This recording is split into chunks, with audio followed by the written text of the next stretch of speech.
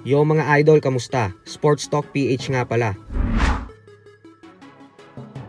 Ang update kay Pacquiao at Suarez, pag-usapan natin yan mga idol.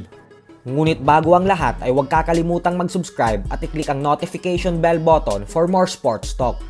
So tila hindi pa nga po nakokontento ang mga Meksikano sa pagbabatikos nila sa kanilang kababayan na si current WBO Super Featherweight World Champion Emmanuel Navarrete nang dahil sa hindi nito pag-amin na talo talaga dapat siya via technical knockout sa kamay ng ating pambato na si Charlie Suarez. Ito po ay dahil matapos nilang itakwil si Navarrete ay nananawagan naman ang mga ito na wag na daw dapat itong mag-antay na baliktarin ang hatol sa laban at gawing no contest.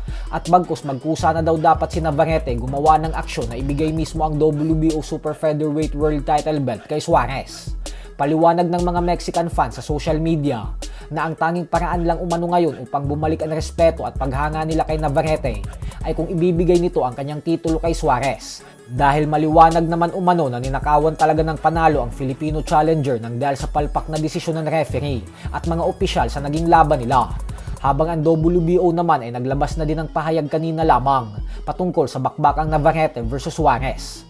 Ayon sa WBO ay nag-aantay lang daw sila ng desisyon galing sa California State Athletic Commission kung anong hatol ang gagawin nito patungkol sa kontrobersya na laban. At pag naglabas na daw ang mga ito ng official and final decision, ay doon na daw gagawa ng hakbang ang World Boxing Organization.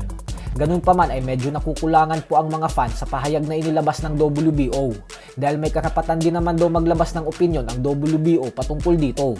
Pero duda ng karamihan na protektado si Navarrete ng WBO, lalo pat sa tatlong dibisyon na napagkampyonan ni Navarrete ay WBO belt ang lahat ng hinahawakan nito. Kaya naman hindi daw malabo na pinoprotektahan ng mga ito si Navarrete, lalo pat mas may pangalan ito kumpara kay Charlie Suarez. Kumbaga ay duda ng karamihan na muli na namang nangigibabaw ang politika sa sports ng boxing. Sa kabilang banda naman mga idol ay bagamat nga po bigong makapasok sa Magic 12 ng 2025 senatorial elections ang ating pambansang kamao Manny Pacquiao ay may magandang balita naman na pumasok dito kanina lamang.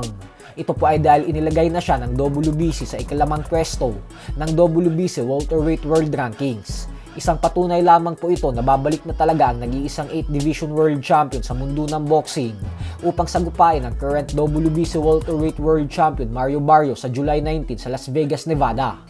Ayon mismo sa WBC President Mauricio Sulaiman, ay WBC belt daw kasi ang pinakaunang titulong nahawakan ni Pacquiao noong maging World Champion ito sa kauna-unahang pagkakataon.